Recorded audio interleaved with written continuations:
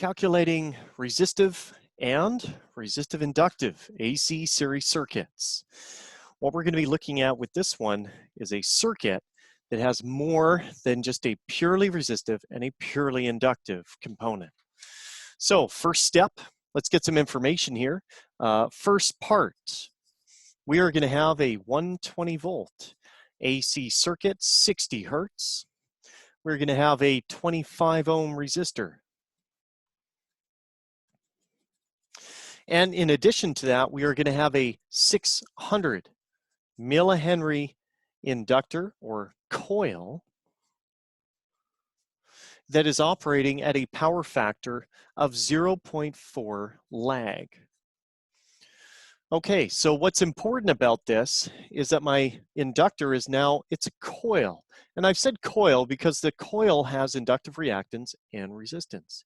And the reason I know that is that it has a power factor. So first steps, let's sketch the circuit because that visually helps for us to identify the difference between all these different properties. So I have a resistor. There's my resistor. And the resistor has power, voltage, current, and resistance. We could always put the power factor in at the very end. The inductor or the coil is actually made up of resistance and inductance. And the way that we show that it's part of the same component is we draw two horizontal lines over both. So watch what happens. There's actually a little bit of power that will be consumed by the coil because there's a resistive component.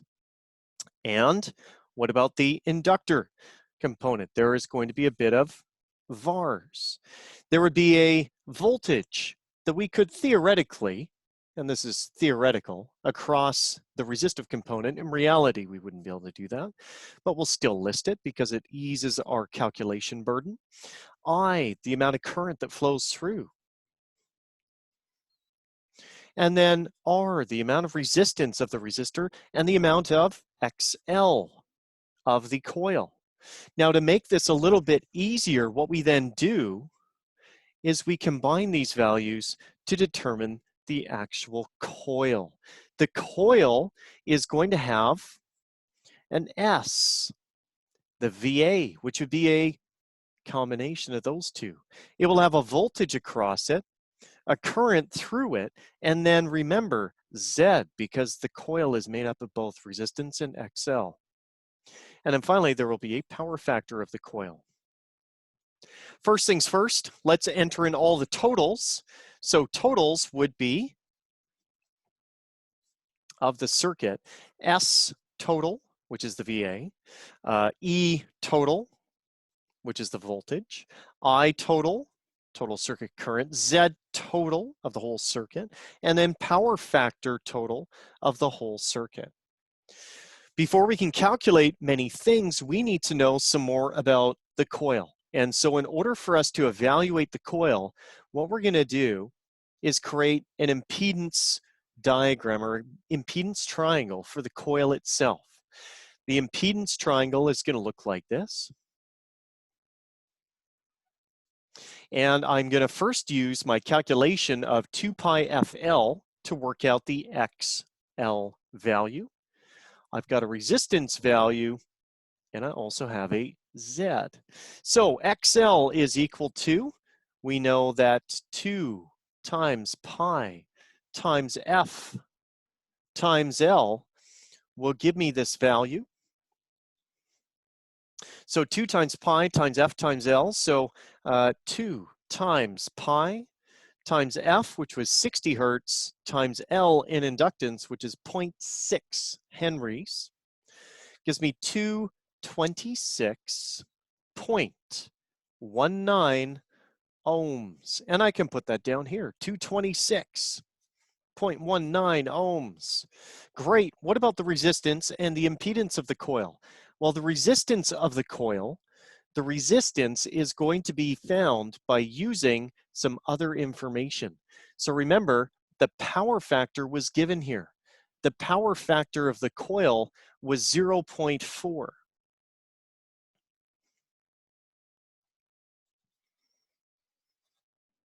What if I wanted to use the angle instead of the power factor? How would we do that? We'd apply inverse cos to 0.4. So inverse cos 0.4 equals an angle of 66.42 degrees. Now what we can use is trigonometry in order to work out what the horizontal component is here. What is the horizontal component? Well, we've got opposite and adjacent, right? So tan would be used. Tan of the angle is equal to opposite over adjacent. Now I want to work out the adjacent side. That would be this side right here. If I want to know this side here being the adjacent, then that changes my calculation to this. Adjacent is equal to opposite over tan of the angle. Still with me? So that means that now what we're doing is calculating opposite, which is 226.19, divided by tan of 66.42 degrees. So let's enter it in. 226.19 divided by tan 66.42. I get 98.72. And at this point, I got to remember what on earth I was calculating. Oh my goodness. Well, 98.72 was the adjacent side. It was right here. So that is the resistance. 98.72. Let's put it over here where we got more room. 98.72. Great. So now I have the resistance and the inductive reactance of my coil here. What's the impedance of my coil? Well, the impedance will be Pythagoras, right? So I'm going to use Pythagoras and add these two values together. So I got 226.19 squared plus 98.72 squared. And then square root the whole thing, and we get 246.79.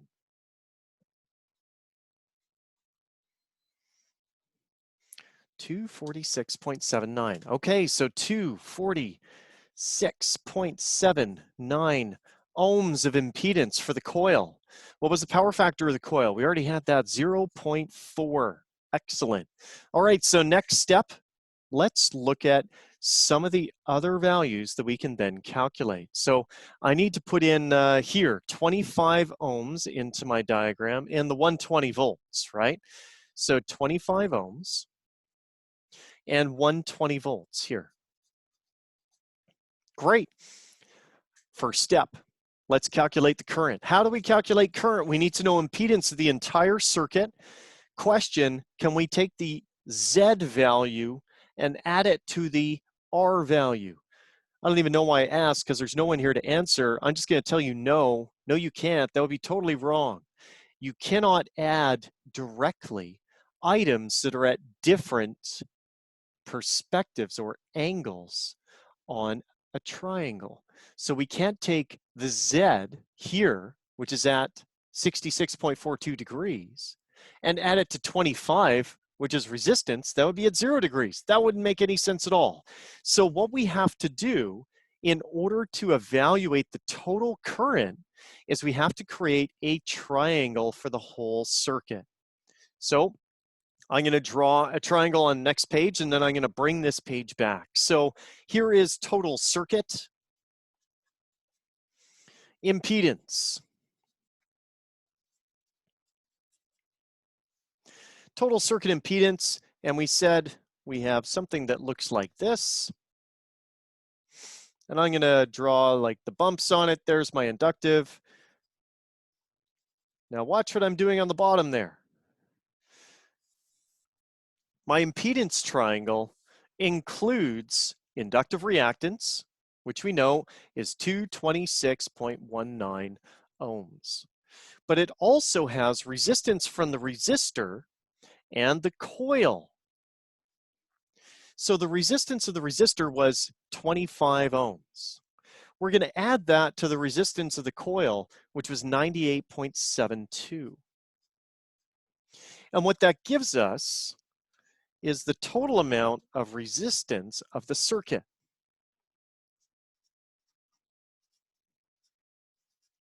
123.72. That's the total resistance. This was XL, and this is resistance. So what is the impedance of the circuit? The impedance is the total opposition to current flow. Resistive, capacitive, inductive. So in this case, it's only resistive and inductive.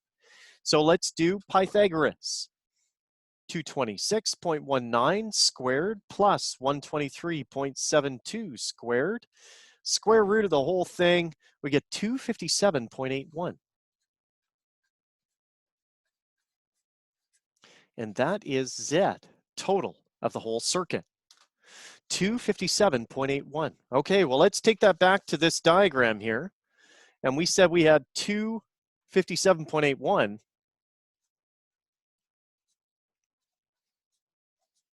Great.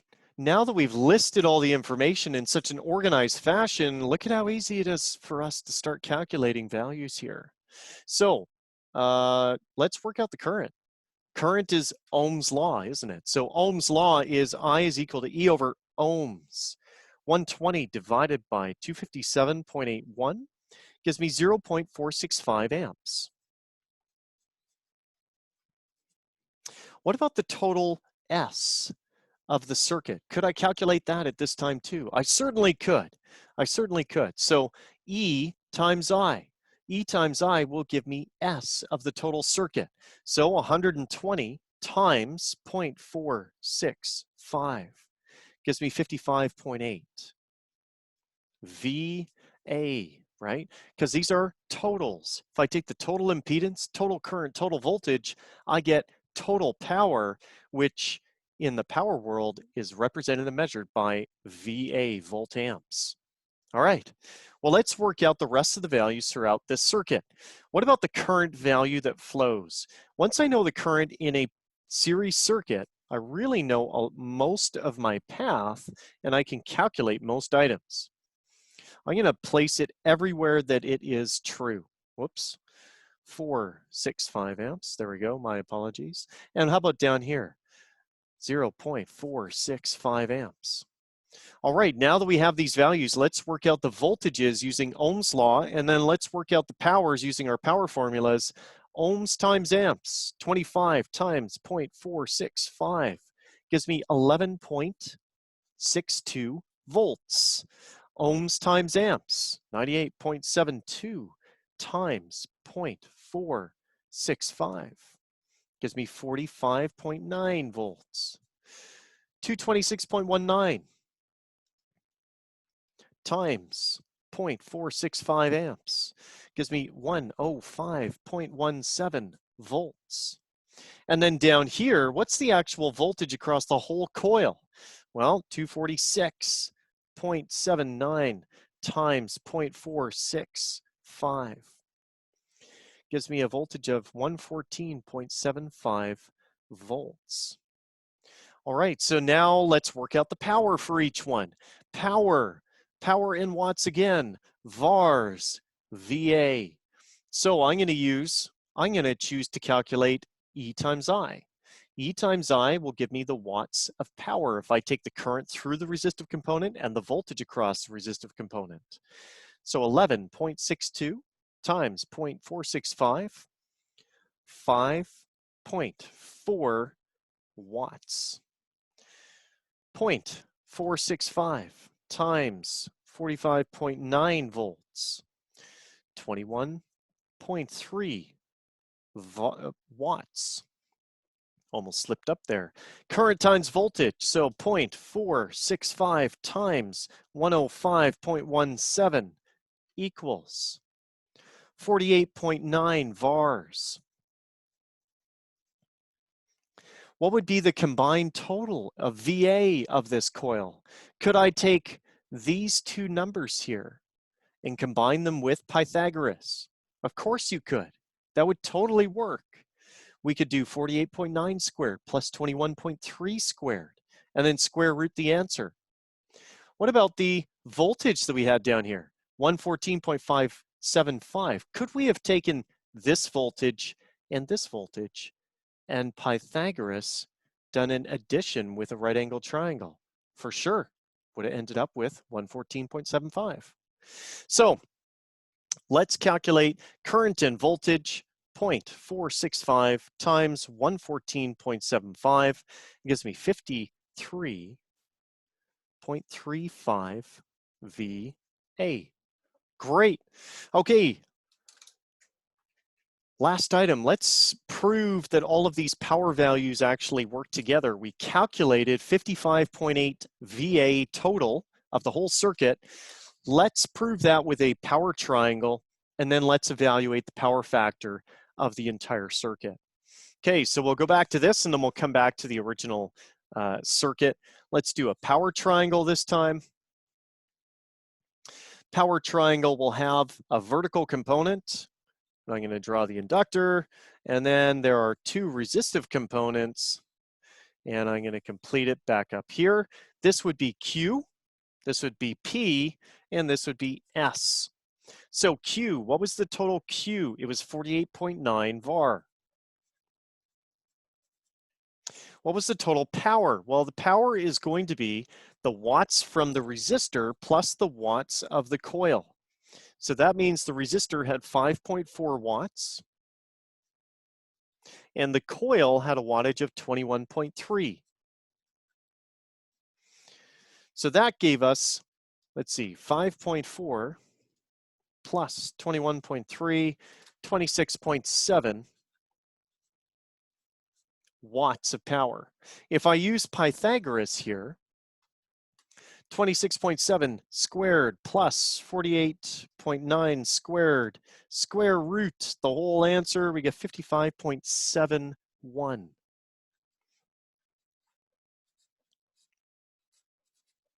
What did I say before?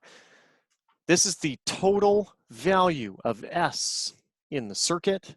Go back to the original page. What did we calculate for total VA of this circuit? We calculated 55.8. Uh-oh, is this a problem? No, it isn't a problem. It is a negligible difference. It's not something we're concerned about, and it's nothing you lose sleep over. So let's go back here. What is the power factor then of this entire circuit? The power factor can be calculated by either one of these triangles, because what we're looking at is the angle between the horizontal and the hypotenuse.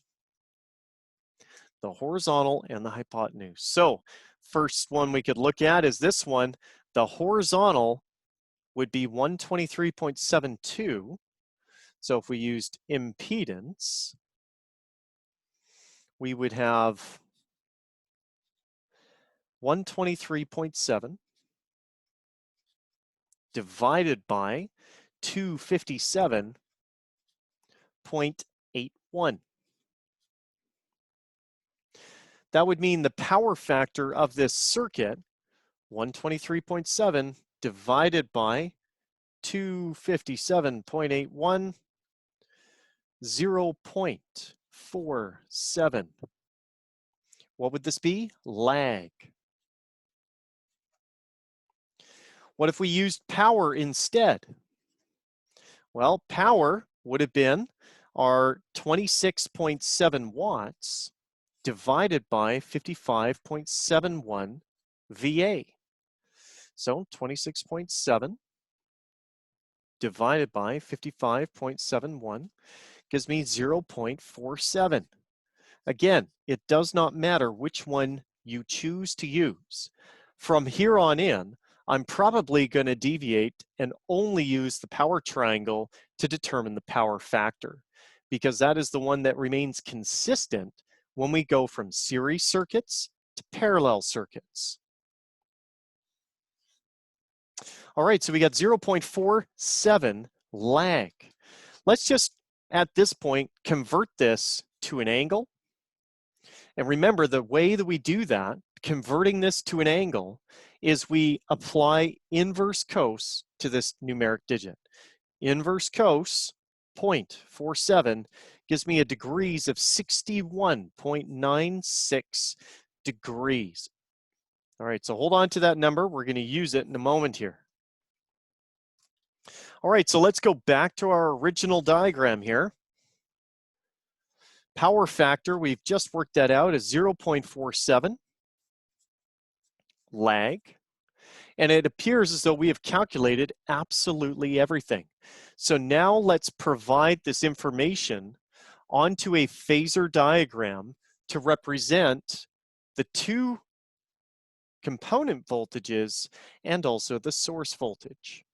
The component voltage we're going to be using is down here, because in reality, the voltage that we measure with a voltmeter would only be the voltage across the component. You wouldn't actually be able to measure these voltages, but it doesn't make them any less true or functional within a calculation scenario like this. So let's take a look at a phasor diagram then. Let's sketch it out and see where the similarities will be.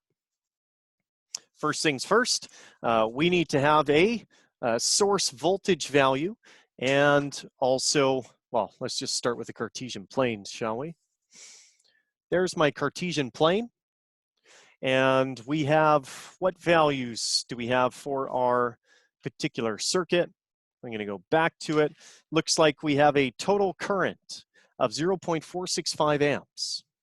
So remember, in a series circuit, the reference phasor is always I total. So I total is equal to, and the current value 0.465 at 0 degrees. The next item I have is a resistor. Remember, resistors have the voltage always indicated in phase with the current in a series circuit. So they're always in phase, right? So the voltage for our resistor was 11.62. So here we go. This was V of my resistor, 11.62 volts at 0 degrees. And then we had a voltage across the coil. Now remember, was the coil at exactly 90 degrees, or was it slightly off? And I think you'll remember it was slightly off because we did a calculation in order to work out what that angle was. So I'm going to bring you back here. Let's look at it. There's the angle which related to the power factor of my coil, and there is the angle that we calculated, 66.42 degrees. 66.42. So let's go back to our phasor diagram. This would be approximately 45, so I'm going to say somewhere over here is my 66.42 degrees, and the voltage is 114.75. So we got 114.75 volts, and I'm just going to put all of that information right here, which is V of the coil, which was 114.75 volts at 66.42 degrees. All right, so we got the two component voltages. What about the third one? The third one is the source voltage. And remember, when we were doing the other phasor diagram for our resistive inductive circuit, this one had a choice, right? We could choose how we were going to indicate that. The source voltage was then worked out. We could either add the phasors, and the phasors being the voltage and the resistive volt values phasors, and that would be an HV table or mode 3. Or we can use the power factor of the total circuit. Now remember, we already know the magnitude is 120 volt AC. This is known. And we already calculated the angle from the power factor from the previous page. And that angle was, what did we calculate for that value? 66, nope, I got it here somewhere, 61.96. So 61.96 degrees. That means it's only slightly lower in magnitude than this one, right? 61.96. That means we're somewhere over here. It's only about 4 degrees off.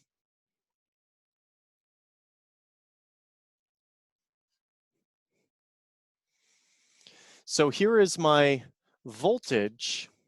This is E total, which is 120 volts at 61.96 degrees. So series RL and RLC circuits, there is a lot going on with them. You need to be organized. And while you're being organized, ensure that all of your values that you have calculated have a quantity associated with them, as in, what is it that we are measuring? A page full of numbers is completely useless unless we know that the numeric value you've calculated is volts or amps or degrees or ohms or watts or vars or VA. You must stay organized for these processes. That brings us to the end of our example.